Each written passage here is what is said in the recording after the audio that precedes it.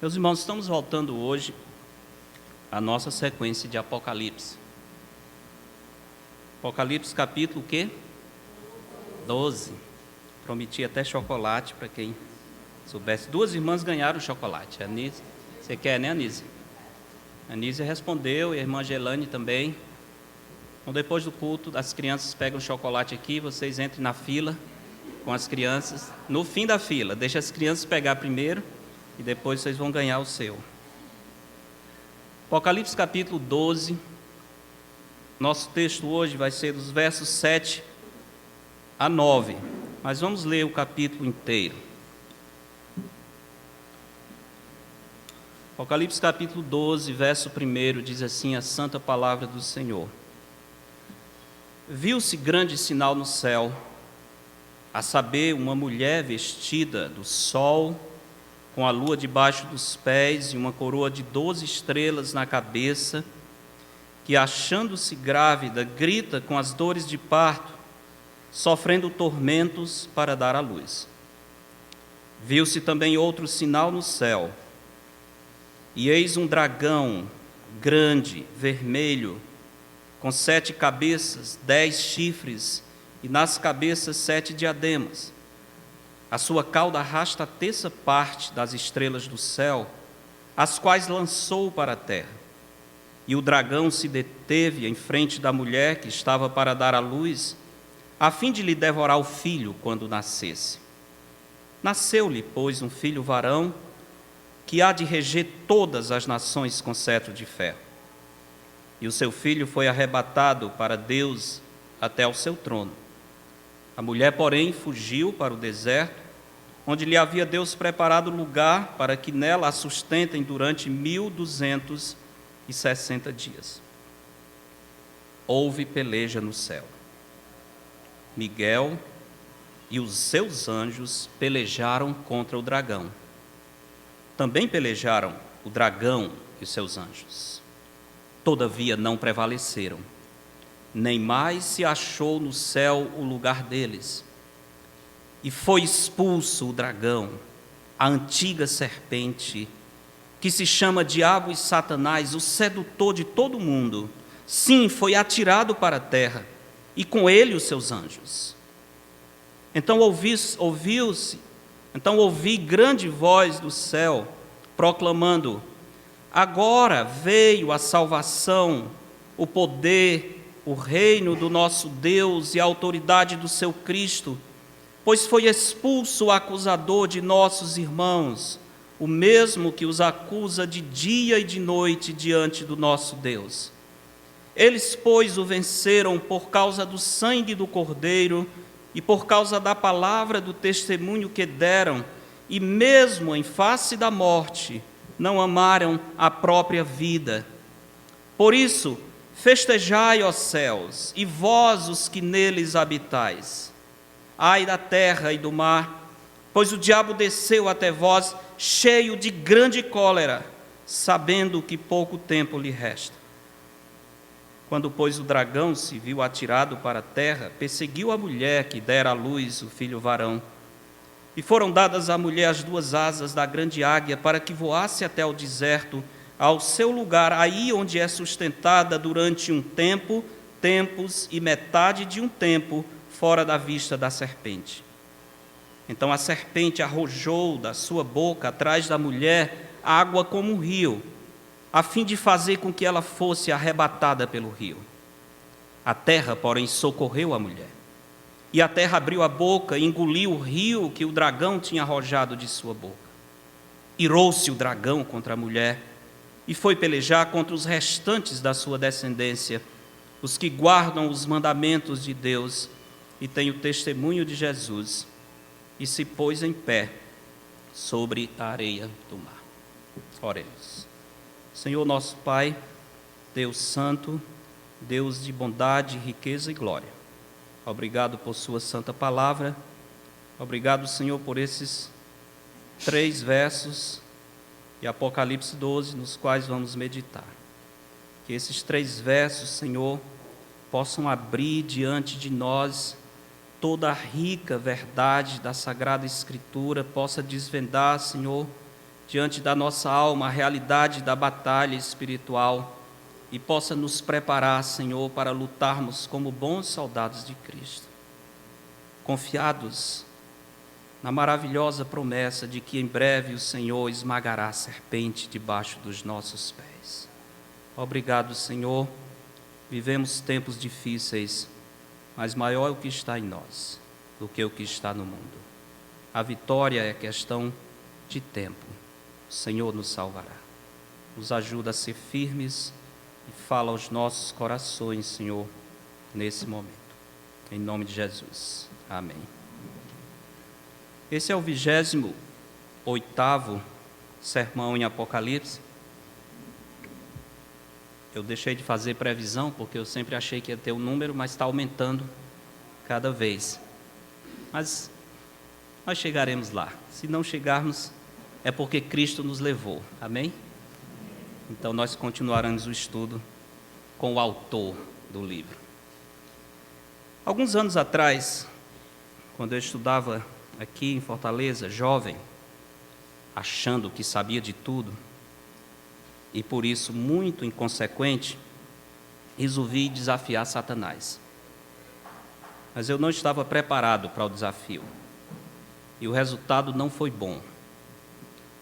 Fiquei presenciando, numa dessas novas igrejas, um homem que estava tentando exorcizar o demônio de uma mulher. Era uma cena horrível, muito horrível, não é coisa boa de se ver. Mas eu estava ali para zombar. Dentro de mim, eu não estava acreditando que Satanás estava presente. Que para mim aquilo era uma grande farsa, mas não era farsa. Eu fiquei zombando no meu coração e saí para dormir sozinho no quarto, que foi uma grande tolice que eu fiz. Passei um dos maiores medos da minha vida naquela noite. Eu estava dormindo, comecei a sentir pânico. Fui acordado com muito medo. Lembro muito bem, o medo é grande, eu não consegui esquecer. Era uma noite fria. E, como eu fui dormir com medo, além do frio, eu me enrolei completamente, achando que, estando enrolado, ia me proteger de qualquer ataque de Satanás. No meio da noite, não sei que horas, eu acordei. Completamente descoberto, o lençol foi tirado de sobre mim, estava dobrado em uma mesa no canto do quarto, perto da parede. Foi uma experiência horrível, horrível. Comecei a orar, lembrando dos salmos que eu tinha memorizado, e o Senhor me socorreu. E nunca mais eu resolvi brincar e zombar de Satanás. Há poucos dias, uma irmã foi acordada no meio da noite, com o firme pensamento de que a sua família estava sendo atacada pelo diabo. Foi algo impressionante. O restante daquela noite foi de sensações tenebrosas, de medo e até sombras estranhas dentro do quarto. No dia seguinte, bem cedo, foi confirmado que o diabo realmente estava atacando a família, com armadilha perigosíssima. Apesar da luta, Deus assistiu e está dando vitória a essa irmã. Um outro caso, há poucos dias, estive falando com uma pessoa que me confidenciou a sua luta espiritual e dizia o seguinte: eu podia sentir fisicamente sendo arrastada pelo diabo para pecar. Mas, ao mesmo tempo, eu também senti a mão de Deus me sustentando, e Deus me livrou. Casos presentes, recentes, que estou relatando para os irmãos. A minha avaliação, irmãos, é que não falta muito para o juízo de Deus se derramar sobre esse mundo. Não falta muito. A ação de Satanás nos nossos dias é muito mais intensa e perigosa do que era no passado. E ele faz isso porque ele sabe que pouco tempo lhe resta. Essa é uma das indicações de que está perto a vinda do Senhor. é a serpente agir de maneira desesperada, fazendo tudo o que pode no pouco tempo que lhe resta. Além disso, tem 2 sinais que eu acho extremamente importantes e sugestivos do final dos tempos: a anarquia e a imoralidade. Anarquia e imoralidade.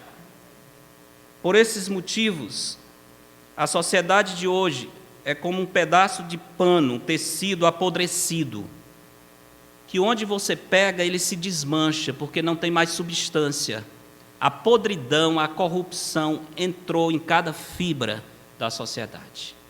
Estamos vivendo dias muito difíceis, dias em que a norma é o anormal, em que ser normal é errado, e viver em corrupção é o que é aceitável. Os que querem seguir o normal é que são os estranhos hoje na sociedade que nós vivemos. Foi assim com Sodoma e Gomorra, foi assim com o Egito, foi assim com a Síria, foi assim com a Grécia, foi assim com o grande Império Romano. E quando chegou nesse ponto, a ira de Deus veio sobre essas civilizações e cidades. Foi assim com Pompeia, lá na Itália. O limite da anarquia e da imoralidade é um indicativo grande de que Deus não vai suportar mais. E a ira do Senhor se derrama sobre uma civilização. Não tem outra rodada de civilização. Nós somos sobreviventes, os restantes, na história presente que o Senhor escreve. Para nos situarmos aqui no contexto de Apocalipse 12, lembremos que o toque da 7ª trombeta, que nós estudamos atrás, é o que antecipa a derrota final de Satanás. Embora a batalha final só vai ocorrer no capítulo 19, a batalha de Armagedon. Mas a 7ª trombeta é um indicativo que antecipa a destruição, a derrota de Satanás. Os capítulos 12 a 14, lembra-se, tem a sequência dos selos, teve a sequência das 7 trombetas e tem mais uma sequência de 7 juízos, que são as taças. Mas as taças só começam a ser descritas no capítulo 15. Então, o que acontece nos capítulos 12, 13 e 14? Não tem avanço cronológico nem novas atividades nesse capítulo. Na verdade, nesses 3 capítulos, é um relato, uma narração do que nós vimos no período da tribulação, só que visto agora da perspectiva de Satanás, do mundo espiritual. Tá? Ele está recapitulando o que foi contado, só que da perspectiva da realidade invisível, que não está ao alcance dos nossos olhos. O que está acontecendo nas hostes espirituais, nas regiões celestes durante a tribulação? Capítulo 12, dos versos 1 a 6, nós vimos no último sermão em dezembro, que o dragão está agindo sobre a terra, o dragão, Satanás, a antiga serpente, para destruir a nação de Israel e principalmente o prometido rei de Israel, Cristo, o descendente que vai reger as nações com cetro de ferro. Mas nesses versos que nós temos aqui, nós vemos a batalha espiritual saindo das regiões celestes e vindo para a terra. O dragão sendo expulso com todos os seus anjos e sendo lançado para a terra. E um período terrível vai acontecer a partir daí. O dragão está agindo nas regiões celestes, batalhando contra os anjos do Senhor. Vemos aqui também uma ligação entre o céu e a terra. Os eventos que ocorrem no mundo invisível se repercutem no mundo visível. Hoje é assim já. A batalha espiritual, hoje invisível, já afeta a nossa vida. E por desconhecer isso, é que nós caímos diante do pecado de Satanás. Porque estamos numa batalha como soldados tolos, achando que estão passeando. Não estamos no passeio, meus irmãos, fazendo turismo. Nós estamos sobre a mira de Satanás todo o tempo. A nossa luta não é contra sangue, carne, não é contra a inflação, não é contra planos de governo, não é com os problemas da ONU. A nossa luta é contra as forças espirituais do mal, as regiões celestes. Os dominadores deste mundo tenebroso, as potestades do mal. Essa é a essência da nossa luta. Somos tolos, desconsideramos isso. E por isso não estamos produzindo os frutos para o Senhor. Os eventos do mundo espiritual têm um efeito, sim, no mundo material. Por isso nós devemos viver sempre vigiando e orando, completamente vigilantes para não sermos tragados pela antiga serpente. Nosso texto vai nos ensinar que devemos estar atentos e prontos para agir em face da batalha espiritual conduzida pelo nosso adversário. Devemos estar atentos e prontos para agir em face da batalha espiritual conduzida pelo nosso adversário. Como podemos ficar prontos para agir nessa batalha espiritual? Duas respostas para essa pergunta. Primeiro, nós ficamos prontos, reconhecendo, tomando consciência da grandeza da batalha que nós enfrentamos contra Satanás. E, em segundo lugar, nós ficamos prontos lembrando da grande derrota que espera Satanás. Essas duas verdades nos deixam preparados para a batalha espiritual. Então, primeiro, reconhecendo a grande batalha contra o diabo, versos 7 e 8 do capítulo 12. Verso 7 diz: houve peleja no céu. A palavra peleja pode ser traduzido como guerra, intenso conflito, intenso debate. Houve guerra no céu. Miguel e os seus anjos pelejaram contra o dragão. Também pelejaram o dragão e seus anjos. Todavia não prevaleceram, nem mais se achou no céu o lugar deles. Alguns detalhes dessa batalha espiritual. O tempo da batalha. Quando será? Quando ocorrerá essa incrível batalha entre o dragão e os seus anjos e Miguel, o arcanjo, príncipe, dirigente das hostes celestiais do bem, contra Satanás? Em que época vai ser isso? Eu vou dar o dia, a hora e o local para os irmãos. Não, a Bíblia não dá esses detalhes. Então, com muito cuidado, eu quero dizer que eu estou especulando algumas coisas aqui, tá certo? Raciocinando juntos. Estou dizendo que muita coisa aqui eu estou apenas imaginando. Mas deixe eu dizer algumas das possibilidades. É bem possível, e não absolutamente certo, mas bem possível que essa batalha estará acontecendo no momento do arrebatamento da igreja. No momento em que a igreja estiver sendo arrebatada, provavelmente, repetiu o advérbio, provavelmente, o pastor deu a data, não estou dizendo, provavelmente, a batalha, a expulsão da serpente e os seus anjos vai ser no momento em que a igreja estiver sendo arrebatada. É bem possível. A única outra referência a um arcanjo no Novo Testamento está no texto que descreve o arrebatamento, 1 Tessalonicenses capítulo 4. É a única vez, além daqui, onde a palavra arcanjo aparece no Novo Testamento. Capítulo 4, verso 16. 1 Tessalonicenses 4,16 diz: porquanto o Senhor mesmo, dada a sua palavra de ordem, ouvida a voz de quem? Do arcanjo. Ouvida a voz do arcanjo e ressoada a trombeta de Deus. É interessante, falamos da sétima trombeta, que desencadeia o início da derrota do diabo. Lá João fala das trombetas, fala da sétima trombeta em especial, que marca um momento importante na cronologia dos últimos dias. E aqui Paulo diz que vai ser ressoada, vai ser ouvida no céu a trombeta de Deus, tocada por um arcanjo. Miguel é um arcanjo. Esse anjo que aparece em Apocalipse 12 é o arcanjo Miguel. E muito provavelmente, provavelmente, Miguel estará dando esse sinal para o arrebatamento, tocando a trombeta.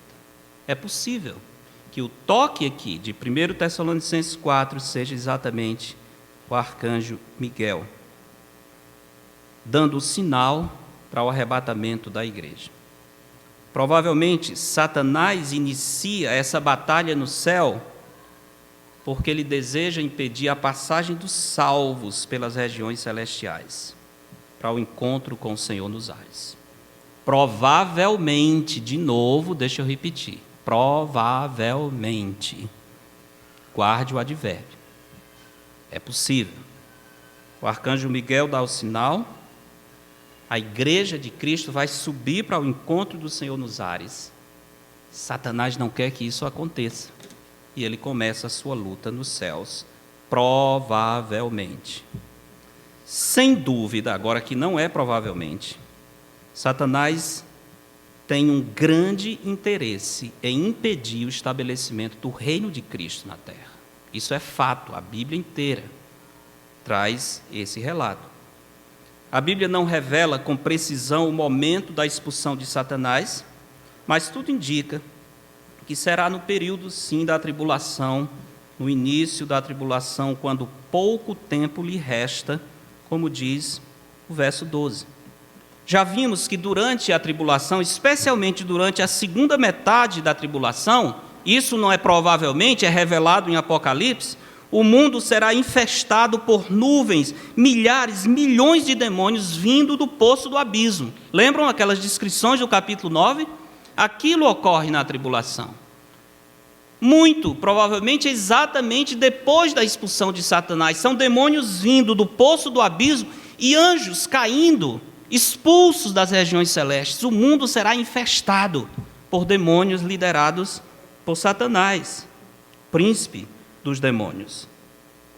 Isso vai acontecer durante a tribulação. Satanás está fortemente envolvido no sofrimento que os salvos da tribulação vão enfrentar, especialmente na perseguição à nação de Israel, que é a mulher representada no capítulo 12 que nós lemos. Não vou falar porque já preguei sobre isso. Então, aqui algumas ideias, especulações, pensamentos sobre o tempo dessa batalha.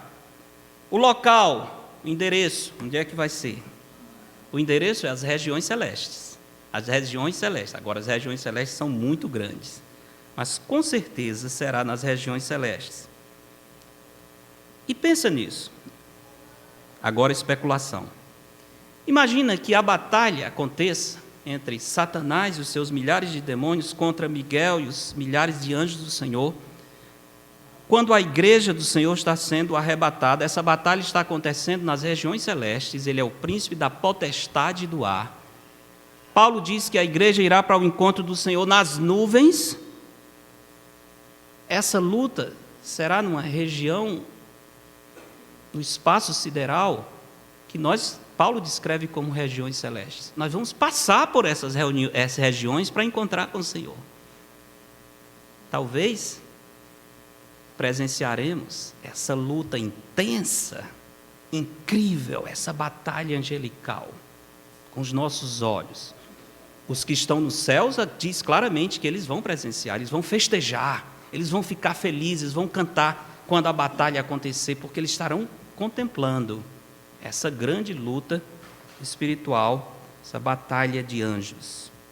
Talvez nós, juntos com os que já estão no céu, iremos nos admirar e até nos assustar diante dessa batalha. A forma da batalha, como vai ser essa luta? Que tipo de espada, de arma, de bomba os anjos vão atirar uns nos outros? A Bíblia não diz em detalhes como é que os anjos lutam. Ela diz que eles lutam, guerreiam. Evidentemente, sendo seres espirituais, os anjos não podem sofrer golpes físicos, como nós sofremos. Na verdade, não tem como causar um golpe, um corte em um anjo, porque ele é um ser espiritual. Mas eu achei interessante o que disse o Dr. Henry Morris, que é um grande cientista cristão, que fundou o Ministério de Apologética, especialmente defendendo a criação. Ele diz o seguinte: como os anjos operam no mundo material, deve haver, e aqui o nosso cientista está especulando, ele diz: deve haver energias físico-químicas das quais nós não temos conhecimento, que podem impulsionar os anjos à velocidade da luz pelo espaço sideral, mover montanhas e até mudar órbitas de planetas.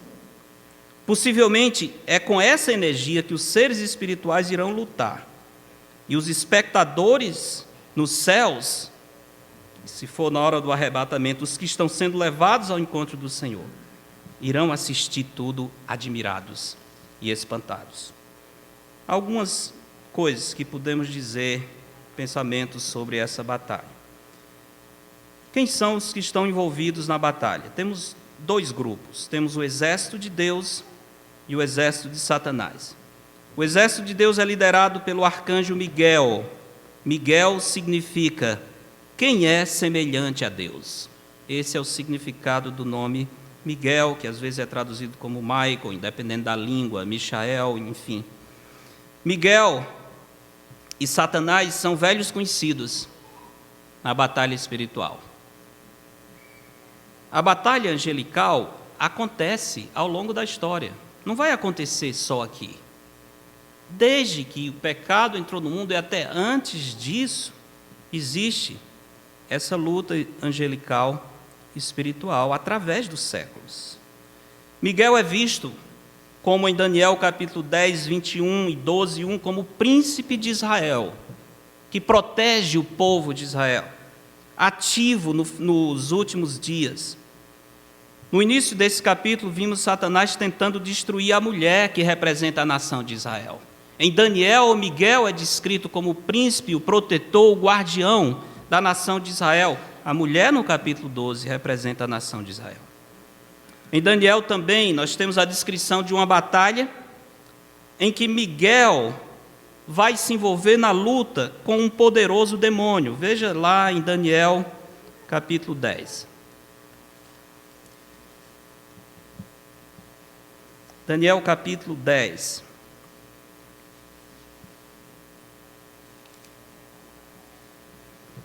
A partir do verso 10, diz, eis, Daniel 10, 10, diz, eis que certa mão me tocou, sacudiu-me e me pôs sobre os meus joelhos e as palmas das mãos.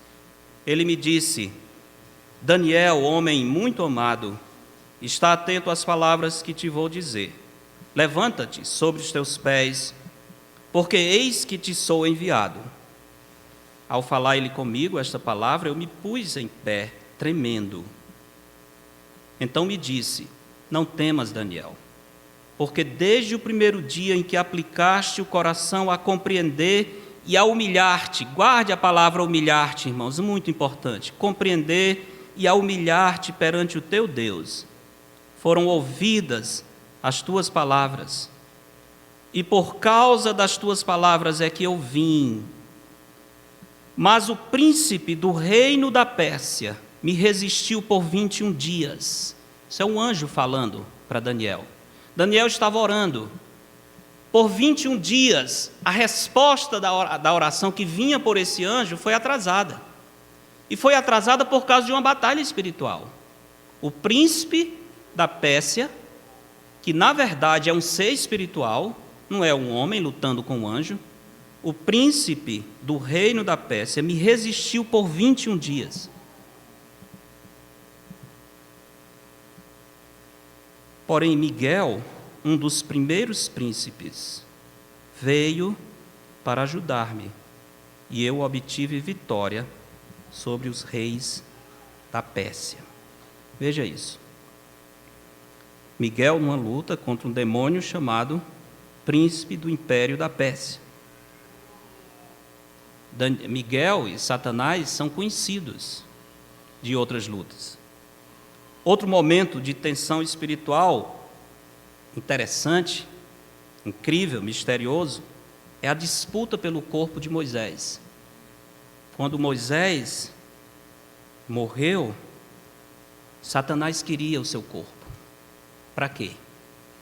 para usar para maus propósitos, certamente para induzir a idolatria do povo. Imagina o povo diante do túmulo de Moisés. Esse povo que tem um coração inclinado a adorar homens, a adorar ídolos. Deus não permitiu, porque o diabo iria se aproveitar, se pelo menos ele pudesse revelar o local do túmulo de Moisés. Moisés foi morto, sim, foi sepultado na terra de Moabe. O texto da Escritura diz isso. Mas Deuteronômio 34 diz: até hoje ninguém sabe o local da sepultura de Moisés. Em Judas, a epístola de Judas, bem pertinho de Apocalipse, e bem facinho porque é apenas um capítulo, verso 9, Judas 9 diz: contudo o arcanjo Miguel, quando contendia com o diabo e disputava a respeito do corpo de Moisés, não se atreveu a proferir juízo infamatório contra ele. Pelo contrário, disse: o Senhor te repreenda. Momento de tensão, disputa pelo corpo de Moisés. Quem venceu a disputa? Miguel venceu a disputa. Satanás não teve acesso ao corpo de Moisés. Ele foi sepultado em local desconhecido. Então temos de um lado o arcanjo Miguel e os seus anjos. O nosso texto diz: Miguel e os seus anjos pelejaram contra o dragão. Ou seja, Miguel é chefe das hostes angelicais, por isso ele é um arcanjo. E aqui uma pergunta especulatória, totalmente especulatória. Se Miguel é chefe dos anjos de Deus, será que ele assumiu o posto que antes era de Lúcifer? Eu não sei, nem estou dizendo o que é, mas Lúcifer era um anjo líder nas hostes angelicais. Será por isso que ele batalha e tem tanta inveja e quer destruir esse anjo do Senhor? Não sei. Mas Miguel é um arcanjo, ele tem anjos ao seu dispor que o ajudam nessa luta. Meus irmãos, lembremos disso. A batalha espiritual é real, é intensa. Eu tenho muito medo de um crente que é inconsequente como eu fui quando era jovem, que zomba de Satanás. Não zombe de Satanás. Não é para viver apavorado e ter medo maior que está em nós, mas respeite o inimigo. O próprio arcanjo Miguel falou respeitosamente. Tem gente repreendendo a Satanás, está amarrado, está repreendido. O arcanjo Miguel não repreendeu, ele disse: o Senhor te repreenda. Quem somos nós para amarrar, para dar ordens a Satanás? O diabo vive brincando com esse povo. Estamos dando ordem para o diabo. Homem nenhum dá ordem para Satanás. O diabo dá essa corda para esses tais pregadores, exorcistas, mas na verdade o diabo está enganando, iludindo e ganhando por meio de todo esse teatro que se faz. É terrível. Não nos julguemos fortes e intocáveis. Não pense nisso. E eu digo mais: pode ser, meus irmãos, que dentre nós aqui hoje já estamos tocados pelo inimigo e ele já está nos destruindo. Não é difícil, não. Olhe para o seu próprio coração. Olhe para o seu próprio coração. Pode muito bem ser que nesse momento alguns de nós aqui estamos feridos e a serpente nos enganou já. Olhemos para nós mesmos. Pedro se achava forte, intocável. Lucas capítulo 22, temos um momento que nos revela esse fato e nos induz à humildade e à atenção quanto às armadilhas e estratégias de Satanás. Lucas 22, verso 31, o Senhor Jesus diz: Simão, Simão, eis que Satanás vos reclamou para vos peneirar como trigo. Eu, porém, roguei por ti, para que a tua fé não desfaleça. Tu, pois, quando te converteres, fortalece a teus irmãos. Ele, porém, respondeu: Senhor, estou pronto a ir contigo, tanto para a prisão como para a morte. Coitado, inconsequente. Não, isso não é... Satanás tocar em mim, não precisa, está quase dizendo para o Senhor, não precisa orar por mim não, Senhor. Eu não vou desfalecer da minha fé, eu morro por ti. Homem inconsequente, como nós somos tantas vezes. Mas Jesus lhe disse: afirmo-te, Pedro, que hoje 3 vezes negarás que me conheces antes que o galo cante. Pedro não ia ser só tocado, ele ia ser derrubado por Satanás. Imagina se Jesus não tivesse orado por esse homem. Teria sido completamente destruído. Não nos julguemos fortes. Temos um inimigo, não podemos ignorar os seus desígnios. O exército de Satanás. O nosso texto diz que Miguel e os seus anjos pelejaram, verso 7, também pelejaram o dragão e os seus anjos. A expressão Miguel e os seus anjos pelejaram contra o dragão indica que Satanás iniciou a guerra. A construção gramatical comunica isso. Foi a serpente, o dragão, que iniciou essa batalha. Nós podíamos ler: Miguel e os seus anjos tiveram de pelejar. Eles não tinham opção, porque o dragão realmente iniciou a luta. Quem é o dragão? Pensemos no próprio diabo. Como esse texto descreve a Satanás? Temos alguns títulos aqui. Verso 9 diz: foi expulso o grande dragão, a antiga serpente. Primeiro título dado a Satanás aqui. A antiga serpente fala do seu aspecto insidioso e traiçoeiro.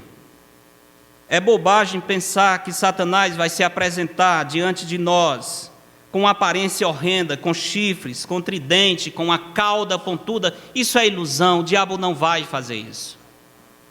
Ele não vai espantar ninguém com essa aparência horrorosa, a menos que sejam aqueles que já estão envolvidos e vivem com ele, isso é outra história. Mas, de modo geral, ele vai se apresentar, como Paulo diz, como anjo de luz, disfarçado como anjo de luz. Não é exatamente essa uma expressão do Espiritismo, das religiões místicas, os anjos de luz, os guias de luz?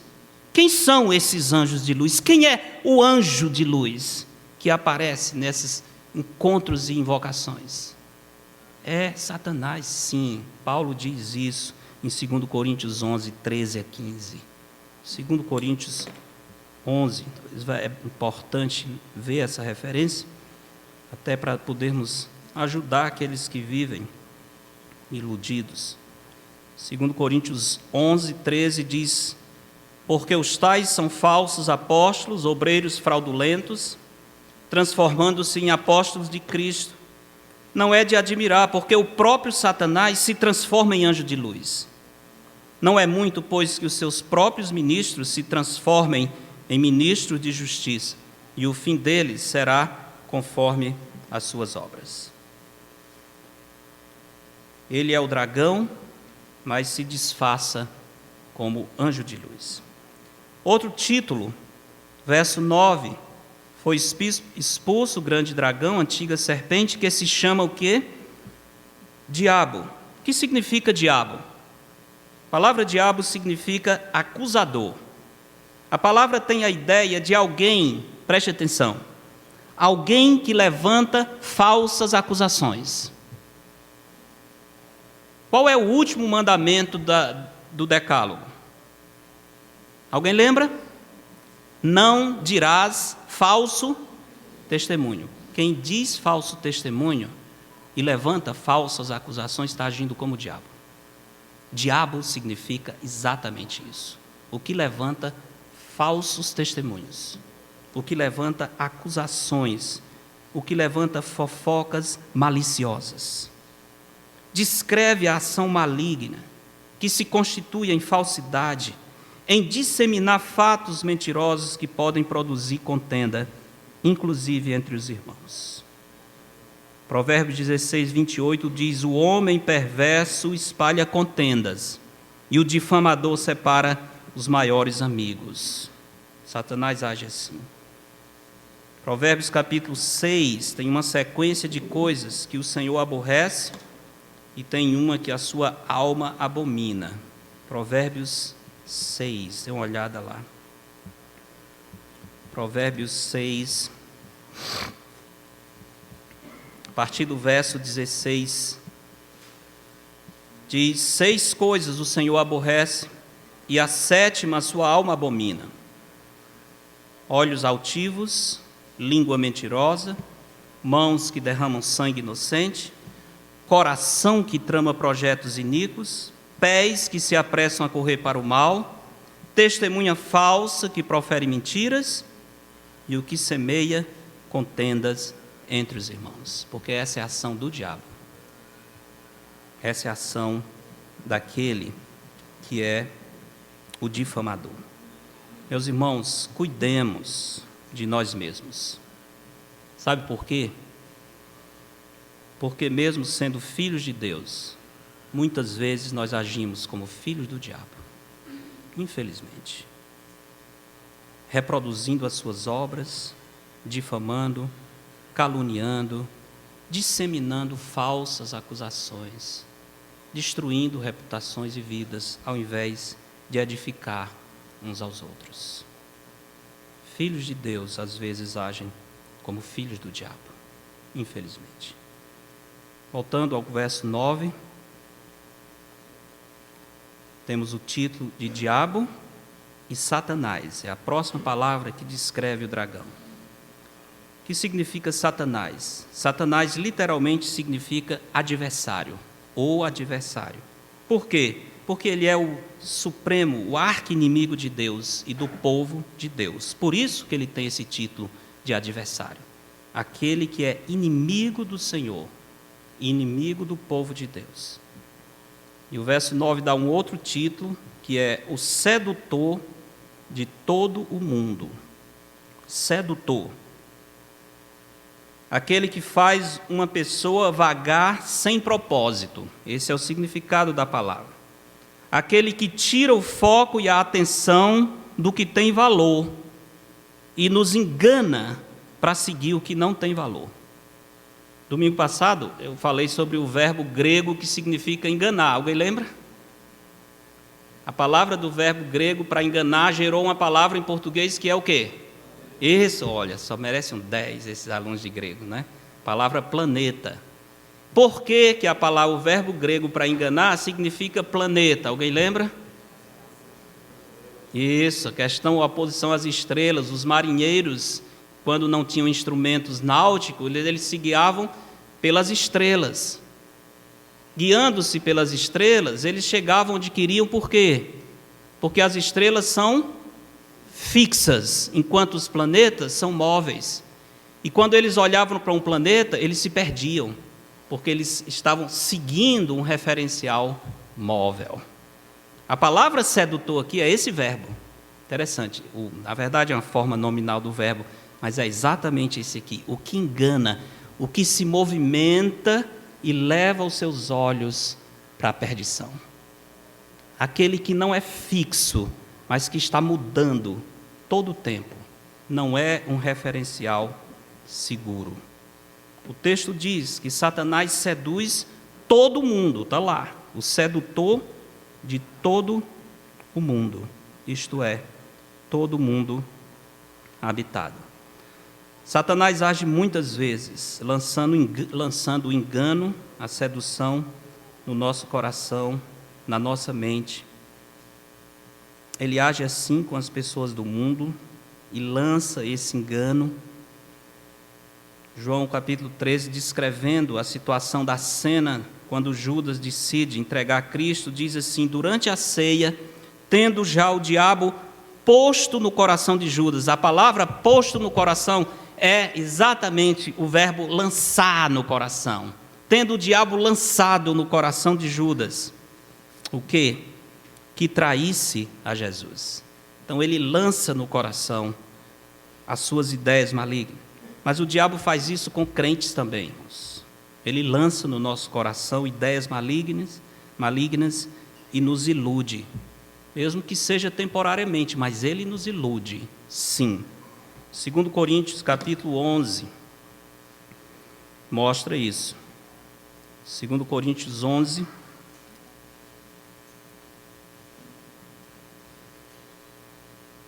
verso 3, Paulo diz: mas receio que, assim como a serpente enganou a Eva com a sua astúcia, assim também seja corrompida a vossa mente, e se aparte da simplicidade e pureza devidas a Cristo.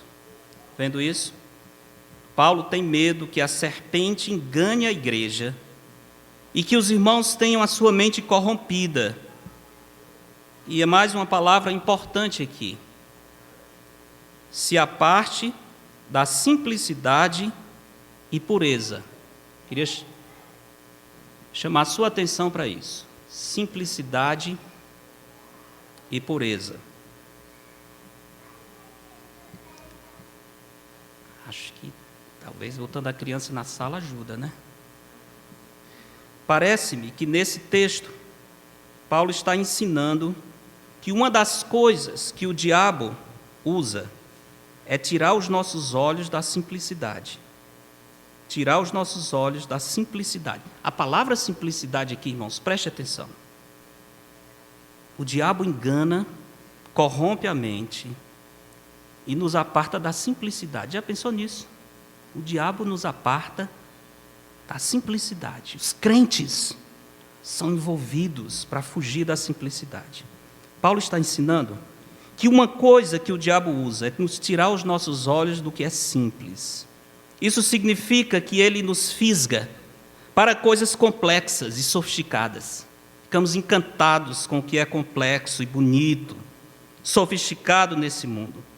Somos seduzidos à sofisticação e queremos viver atrás das novidades e dos valores desse mundo, sem ter o coração satisfeito com as melhores coisas que Deus nos dá, que são coisas simples, porém poderosas, bênçãos preciosíssimas. Perdemos a simplicidade, o diabo trabalha com isso. Não queremos seguir a simplicidade. Dizem que existe um relógio que você precisa pagar 40 mil reais para ter. Rolex, um deles, 40 mil reais. Eu não me assusto tanto com o valor do relógio, mas eu me assusto com alguém ter coragem de comprar um relógio desse, honestamente. Me assusto. E eu pergunto, por quê? Alguém pode explicar plausivelmente por que alguém daria 40 mil em um relógio? Eu tenho uma palavra: ostentação, me parece. Não acho? Incrível isso. Perdemos a simplicidade. Simplicidade. O mundo se encanta com isso, mas nós amamos a simplicidade. Não sei se ouviram a história do homem que sofreu um acidente, perdeu a sua Ferrari, que não estava no seguro, porque ele não podia pagar o seguro, era muito caro, e perdeu o carro completamente no acidente. A polícia chegou, ele estava lamentando: o que foi que houve? Eu perdi meu carro, coitado, meu carro tão bonito. E o guarda disse: o senhor perdeu o braço. Meu Rolex, perdi meu Rolex também. Impressionante, né? Não interessa o braço, interessa que perdeu o relógio. Meus irmãos, sabemos que somos de Deus e o mundo inteiro jaz aonde? No maligno. Deixe o maligno, deixe o mundo com as coisas do maligno. Voltemos à simplicidade do Senhor. Sedutor, Satanás seduz, engana, coloca os nossos olhos em coisas móveis que não têm substância nenhuma. Mas não só tem Miguel, tem os anjos caídos aqui. O capítulo 12 diz que o exército do dragão se compõe de 1/3 de anjos caídos. Ele arrastou 1/3 das estrelas. Deus permite que Satanás tenha acesso às regiões celestes. E Ele permite que ele lute com os seus anjos. Mas o que me alegra nesse texto aqui, voltando ao Apocalipse 12, que me deu muita alegria nesses dias, foi a expressão que inicia o verso 8, que diz: todavia não prevaleceram. Eles lutam, mas eles não prevalecem.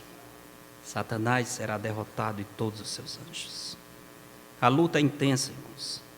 Lembremos então da grande derrota de Satanás. A luta é intensa, mas a vitória é certa.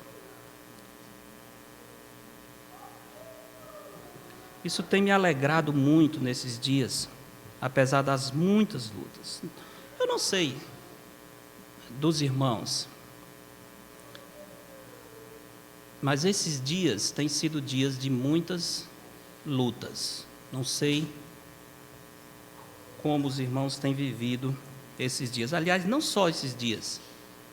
O ano passado inteiro foi um ano pesadíssimo de ataque de Satanás de todas as formas. Não sei para vocês. Para mim foi. Lutas tremendas. Pastor, não sabia. A gente não precisa dizer tudo. Certas coisas que acontecem no rebanho de Deus, o pastor tem que guardar para si mesmo. É parte do ministério. Mas são lutas terríveis, intensas que acontecem. Quase tirando a força física. Quase não, tirando realmente a força física, causando problemas no corpo, doenças, dias de lutas intensas. Mas o que me alegra é essa expressão: não prevaleceram. Literalmente significa, não foram fortes o bastante. Não é legal isso? Não foram fortes o bastante. São fortes? São, mas não são bastante fortes para derrotar os anjos do Senhor. Chega um ponto em que eles perdem essa batalha. Não são fortes o suficientes. Nem mais se achou no céu o lugar deles, diz o verso 9, no verso 8, fim do verso 8, nem mais se achou no céu o lugar deles. Satanás é chamado o príncipe da potestade do ar. Lembremos, em Jó capítulo 1, diz que ele vive passeando e rodeando a terra. É outro engano do mundo. O diabo é o chefe do inferno. Ele nunca foi lá e nem quer ir. Ele vai um dia. Ele será lançado no lago de fogo. Ele, a besta, o falso profeta e todos os que têm a sua marca e todos que rejeitaram a salvação única em Cristo, sim, serão lançados. Ele será, mas ele nunca foi, ele não quer ir para lá. De fato, o inferno foi criado para o diabo e os seus anjos. É o seu destino final, mas nem ele quer estar lá. Porque ali será a prisão eterna dele.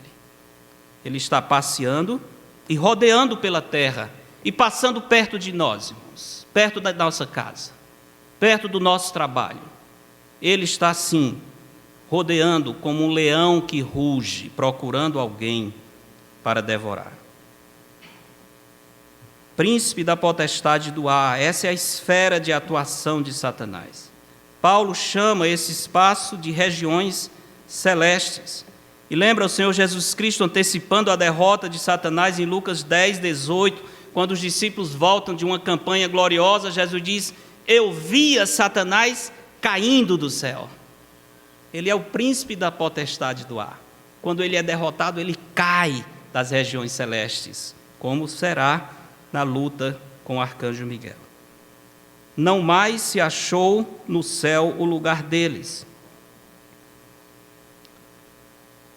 Verso 9 diz: e foi expulso. Foi expulso. A ideia é, ele não queria sair pacificamente, mas ele não foi bastante forte. Ele não queria sair das regiões celestes, mas Miguel e os seus anjos o expulsaram de lá. A contragosto, porque ele não é forte o bastante para destruir o exército de Deus. E a expressão também diz que ele foi atirado para a terra, verso 9. Atirado para a terra. Isso significa que Satanás vai derramar sobre os moradores da terra toda a malignidade, todo engano. Ele virá com toda a ira que ele tem, sabendo, quando ele foi expulso, que o seu tempo está limitado. Ele vai perder, mas ele vai destruir tudo o que puder, antes da sua derrota final. Grande batalha espiritual, meus irmãos. Precisamos estar prontos para essa batalha. Lembrando a intensidade da batalha, mas lembrando que Satanás será derrotado. Nos alegrando antecipadamente. O diabo será esmagado debaixo dos pés do Senhor e dos pés do povo de Deus. O que é que nós vamos fazer com tudo isso? Tenho alguns conselhos finais. Primeiro, meus irmãos, meu irmão, eu aconselho que você não seja tolo. Não sejamos tolos. Quando é que nós somos tolos? Achando que Satanás não pode nos enganar? Ou talvez não já tenha nos enganado? Eu queria, inclusive, aconselhar a todos aqui que partissem do princípio de que Satanás já lhe enganou. Eu estou enganado. Eu vou examinar o meu coração e perceber onde foi que a serpente me enganou. Parta desse princípio. É melhor. E assim você vai examinar a sua vida com muito mais atenção. Simão, Simão, eis que Satanás vos reclamou para vos peneirar como trigo. É o que o Senhor disse. Mas receio que assim como a serpente enganou a Eva com a sua astúcia, assim também seja corrompida a vossa mente, e se aparte da simplicidade e pureza devidas a Cristo. Paulo tinha esse medo e eu tenho também. Queria, portanto, fazer um pedido aos irmãos. Veja onde Satanás está alcançando vitória na sua vida. Confesse e decida fechar as brechas e eliminar da sua vida tudo o que dá abertura para que a serpente lhe engane. Entenderam?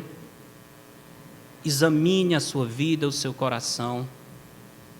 Veja onde a serpente encontrou uma brecha, onde ele já está agindo. E decida, Senhor, hoje eu vou fechar essas brechas. Hoje eu vou parar de uma vez com todas as oportunidades que eu estou dando para o diabo me enganar, me apartar da simplicidade e da pureza de Cristo. Meu conselho é que todos nós façamos esse exame. Ninguém aqui pense que não precisa de fazer esse exame. Não pense isso. Nós precisamos sim. Com a ajuda de Deus, clamando até o Senhor. Senhor, me ajude a ser honesto. Perceber onde é que o meu coração está fisgado pela serpente. Vamos fazer isso? Entenderam o conselho? Compreenderam? Preciso repetir? Examine o seu coração, clamando ao Senhor para lhe dar discernimento, para perceber onde Satanás achou uma brecha, está agindo em você, está lhe corrompendo a mente, está tirando o seu coração e os seus olhos de Cristo. É o desafio, o conselho que eu deixo para os irmãos hoje. Decida resistir ao diabo. Não adianta resistir a Deus, porque Deus tem poder infinito. Ele não vai mudar os seus planos.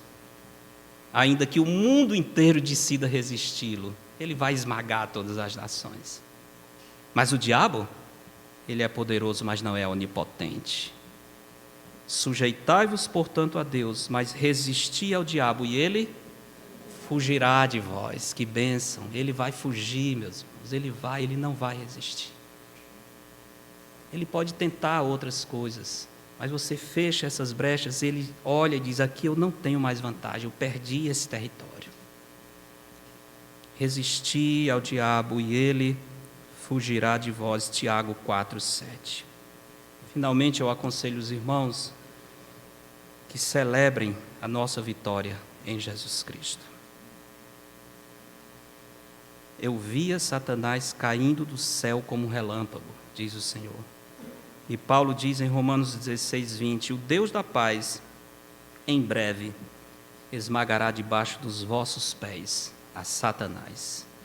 A graça do Senhor Jesus seja convosco. Amém. Oremos. Deus nosso Pai, obrigado, Senhor, pelo ensino poderoso, sólido, desafiador da sua palavra. Eu sei, Senhor, que todos nós precisamos, estamos em luta espiritual.